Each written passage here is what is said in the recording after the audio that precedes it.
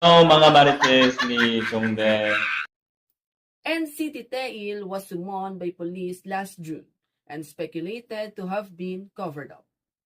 A representative of Seoul Bangbae Police Station revealed on August 29th that NCT Tail was booked for sexual offense in June, and the investigation is ongoing.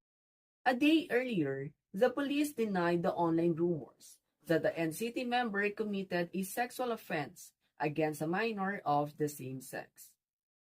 When the news spread online that Tail was in fact booked by police in June this year, it led to various speculations that the idol is hiding his crime from his agency, SM Entertainment, while others are saying that SM Entertainment covered up the case for 2 months and allowing the criminal case suspect to promote during NCT 127's comeback.